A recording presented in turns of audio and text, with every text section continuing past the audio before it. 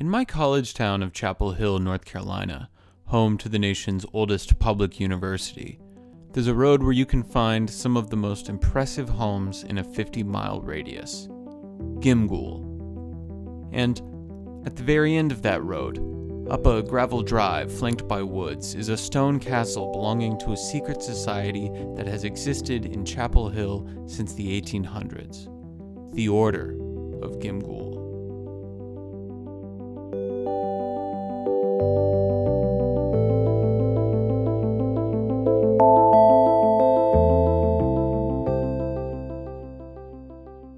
The Order of Gimghoul was established in 1889 by Robert Worth Bingham, Shepard Bryan, William W. Davies, Edward Ray Martin, and Andrew Henry Patterson, all of whom were UNC students at the time. The enigmatic castle, originally named Hipple Castle, was erected in 1924 and has served as their headquarters ever since.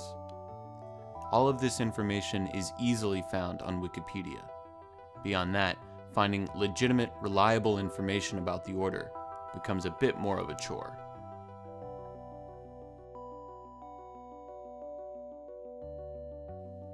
Rumors on college campuses can pretty quickly become larger than life, and Gimghoul's been around for over 100 years, so if you ask enough people, you'll hear some pretty crazy stories. Naturally, over a century of stories and secrets has inspired a lot of people to look into Gimghoul. One of the most notable is Murph, an accomplice from The Chris Gethard Show. Spurred on by many requests from the viewing audience to look into Gimghoul, Murph decided to do so, both on The Chris Gethard Show and in a feature-length documentary he posted on YouTube.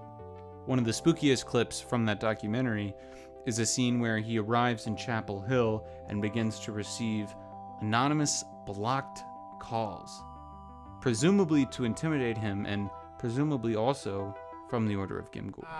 Just got a phone call from a blocked number that said, "We're here," and hung up. I just also got a blocked call, which is very strange. Blocked. Hello? Tracy this? Brian's supposed to be on his way. He's our friendly we met at the airport. You getting that? Yeah. Another blocked. One night, a few weeks ago, I stopped by my fraternity house. While I was there, I ran into one of my fraternity brothers, Tony. Tony told me that a small group of brothers had just left to try and go storm Gimghoul Castle. So, we decided, it's not very far, let's try to go catch up with them. Knowing that I was working on this documentary, I felt that I had a journalistic obligation to tag along. What follows is the only footage I have from that excursion. So tell me what the fuck you think just happened.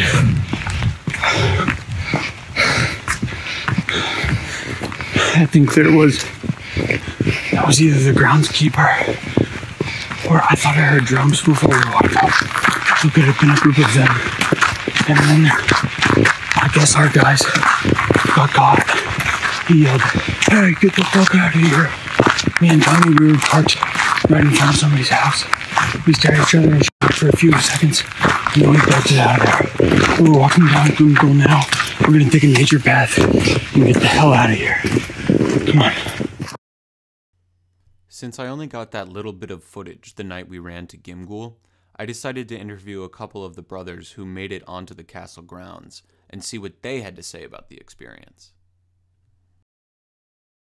I don't think I'll forget this for a long time. Like, one of the buddies we were with, he was on the other side of the porch, and he just screams all of a sudden. He's like, "Yo, someone's coming down right now," and we just all collectively just crap our pants. We're just like, "What is going on?" Like, and we just take off sprinting. So like we're just looking around and we're like, "We gotta get in. We gotta get in." So we like start walking around like testing all the doors, and we get to this one door and this like music starts playing, but it's like very creepy music. Like, this is like exactly what you're thinking of, but I'm telling you, it's very creepy music being played outside of a castle. Like, it's like this like haunted music literally. And we're like, all right, this is not funny. Like, why are they doing this? Like, come on, like, why do they have this playing on a loop? Because no one's there in our minds. No one's there. So we're like, why do they just have this stuff like playing outside? they have, if I could describe, I guess, their living room, it would be, there's a pong table, not much different than most fraternities. There's there's a lot of reclinable chairs, it's fairly nice furniture.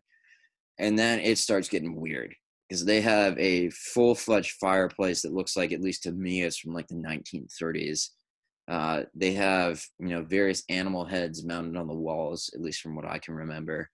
I think they had a moose head mounted right above where they had all their active members. And like, we're sitting there talking about whether or not we should go back. And all we hear is like this booming voice, like yelling like, "Hey, get out of here." And like, we just like take off running, and we all just like split up and we like take off. And we run like a little further down, and like I ran to the street, like I'm like getting away. I'm like, I'm getting out of here. Like, I don't know, it just freaked me out because like we were like so comfortable. We were literally like looking through the windows of this castle. Like we were so comfortable because we thought no one was there.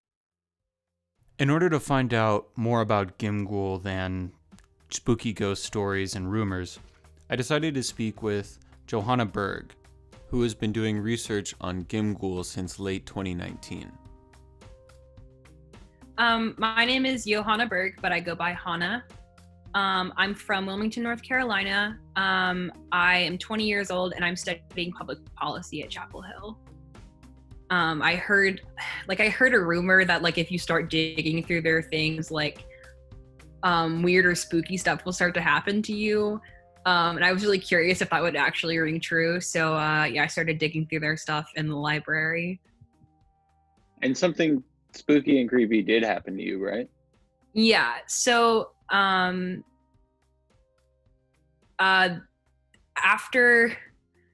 about a week after I first started digging through stuff in the archives, I heard a knock on my door of my apartment, and I went to open it, and a letter had been slid underneath my door, and it was on like a really thick parchment, and the Gimghoul seal or symbol was drawn on the front of it, and it was sealed with red wax, and inside was just a slip of the same parchment, and it just said, "Look no further." So after I got that, I kind of backed off for maybe a week or so, but then I kind of wanted to see what would happen if I kept poking into things. So I went back to the archives and continued searching for some stuff. And then I think on Valentine's Day or right before then, I decided to post some of the things I had found onto a Facebook page for UNC students.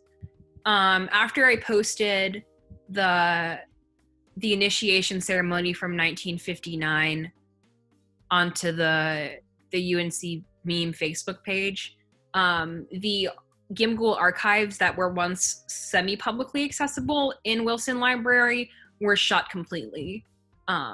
So no one else can access them anymore without special permission from the head librarian of Wilson.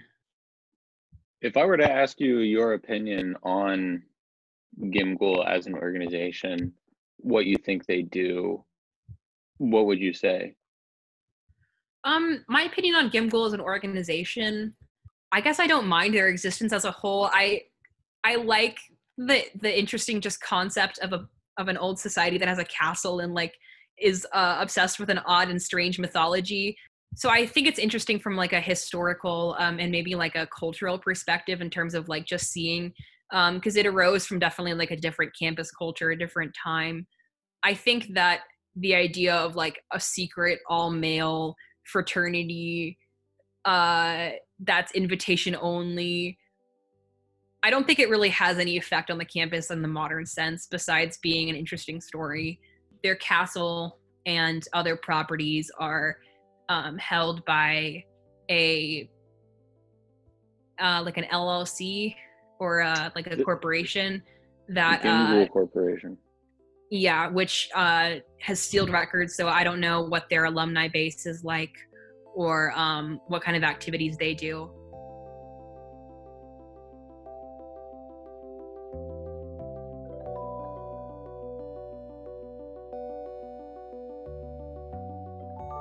I don't know. I feel like there's like things to support that maybe it's just like a place for alumni to get together. But at the same time, if it actually serves its purpose and it's just like a secret, extremely secretive social like fraternity, like That's what it looked more like than anything else to me. I don't know. It seems that, for all their intentional cultivation of mystery, intrigue, and general creepiness, that the Order of Gimghoul has garnered a reputation that precedes them, and one that, more often than not, plays up the Order's supposed power and influence. Regardless of the Order's actual operations, the atmosphere of cult and secrecy has ensured its long-lasting allure and appeal, which is likely why it is still active 131 years after its founding. I may not have exposed the secrets of Gimghoul, but I do feel that I understand it now a little better.